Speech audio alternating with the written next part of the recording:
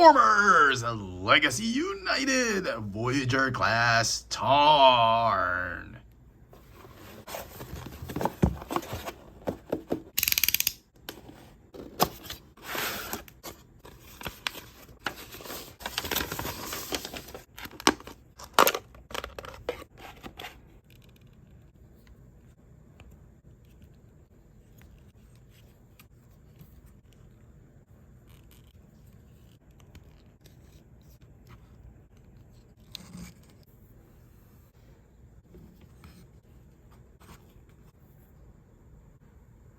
And the figure still looks great. I thought this figure was a really good attempt at the DJD IDW Tarn, and I had some issues with it. I thought it was lacking in mass. I thought he would be much bigger, but looking at him again for the third time, fourth time, I thought he was amazing. I thought this was an amazing figure, and I think this is the best iteration of Tarn so far, the Legacy United version, because they have managed to fix and tighten all those pieces, all those parts of the figure that had problematic issues like looseness and things just falling off. For instance, these back blasters right here that form the smaller blasters on the tank, they're much tighter now. The hinges on the shoulders, on the elbows, on the knees, on the hips, they are super tight right now, and I'm thankful to Hasbro for listening to the reviewers and to the fans, and really, it took them 4 attempts or 3 attempts to get it right. And this is one of those figures that I really regret selling off last year because I needed some funds. The first Tarn I had no idea of letting it go. I felt that, I thought it was something nice to keep, but I felt I didn't need it. So I initially did not want to let it go, but somebody was looking for it. A fellow collector wanted it, and I gave it for a fair price. I got a second copy of that Evolution Tarn, and last year's toy convention at the SM Mall of Asia in Manila, I had a booth with a bunch of buddies, and my booth was just feeling so pathetic because I had sold a bunch of stuff and had nothing else to sell. So one of the things I decided to put on display, just on display, and not really intent on selling. Well, I was half the mind to sell it, but part of me didn't want to sell it. So I put it on just so my booth didn't have to look so pathetic.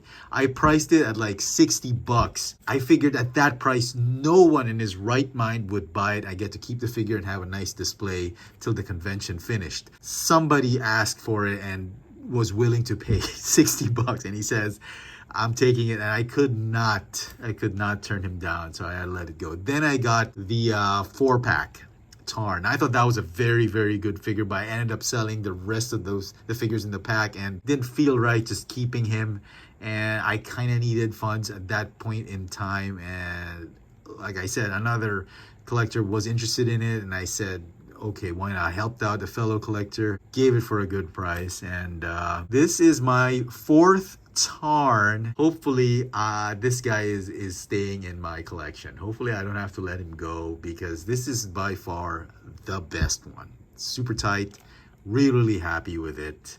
And if you haven't gotten a chance to pick up the Tarn, whether in the 4-pack, the Target exclusive, or the Evolution version, this is your chance. It is selling for under $50. It's like $35 to $45 online. I highly recommend you pick it up. Head to toe, the figure still stands at about 17 centimeters tall, or about 6 3/4 inches tall. For comparisons, here he is with the Voyager class Cyclonus and Voyager class Dramatic Capture Series Soundwave, or should I say Leader class Legacy Soundwave now, exact same figure. And just for fun, here he is with his mini-me. We have the Blockies Transformers Galaxy version Series 4 Tarn, and wow, did a good job getting the likeness of that one. I wasn't able to compare these two when I did a review of this figure because I did not have him. Now all I need is, I'm really trying to get that Flame Toys Kura Kuri Tarn, which is ridiculously difficult to obtain right now because the thing is going for what, $300, $400, even $500 on the secondary and tertiary markets. I am not paying more than $200 for that thing. But I guess the only way to get some semblance of that figure is via KO. I'm sorry to say it, but we got to go through the KO route. And the KO, I think, is still going for under $200, like $100, $150. If I can get a chance to get that and do a review of that figure, I'll make sure to compare them with these two other figures. Everything is super tight. Fists, wrists, elbows, shoulders, even these back blasters, super tight. So happy with this figure. Let's get him into his tank mode.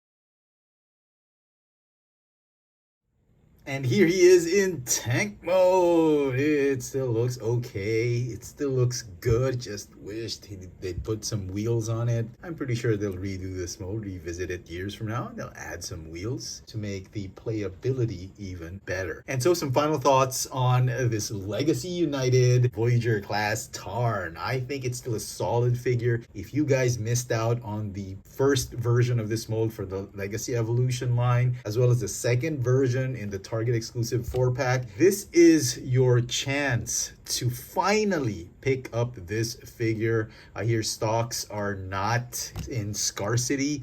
You can pre-order this thing, you can buy it online, get it from a shop. It is a figure that is definitely one for your Decepticon collection. I am happy that Hasbro's decided to re-release figures that have just been going for bonkers on the secondary and tertiary markets. Good job, Hasbro. Thank you for listening to the fans. Now, if you can only release some of the other figures like Metroplex or Studio Series Grimlock, that would be awesome. Let me know in the comment section what you guys think of this Transformers Generations Legacy United Voyager class Tarn. He is now going to get a perfect 10 out of 10 rating. Hit that notification bell so you never miss out on any of my latest video reviews. And if it's your first time here, please subscribe. Thanks for watching.